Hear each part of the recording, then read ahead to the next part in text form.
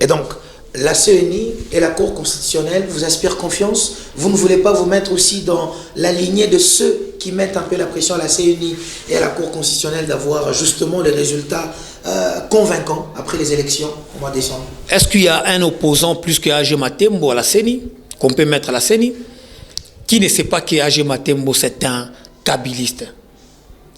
Est-ce qu'il y a un opposant plus que lui? Et vous voulez que moi je puisse sensibiliser les enfants de militaires pour aller soutenir les autres, les gens qui nous ont abandonnés hier? Je ne pense pas. Et je demande à tous les enfants de militaires de rester calmes, de ne pas participer à des manipulations politiques par rapport à la Cour constitutionnelle. Moi, je pense que, mon frère, le pays est béni. Le pays est béni. Nous avons un monsieur intègre, un enfant de Dieu à la tête de cette institution qui ne sait même pas comment faire du mal à l'autre. Essayez de voir son parcours.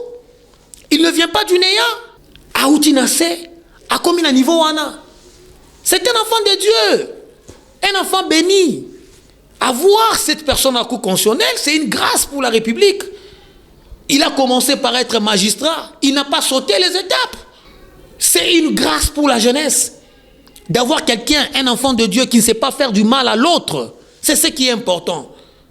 Quelqu'un qui n'a pas de conditions occultes. Quelqu'un qui connaît Dieu. C'est pourquoi je vous dis, nous, enfants de militaires, nous allons commencer par la prière. Pour détruire d'abord les esprits qui ne confessent pas les noms de Dieu. Et lorsque nous savons qu'il y a un enfant de militaire, lorsque nous savons qu'il y a un homme de Dieu, un enfant de Dieu à la tête de cette institution, et je pense que c'est une grâce pour la République.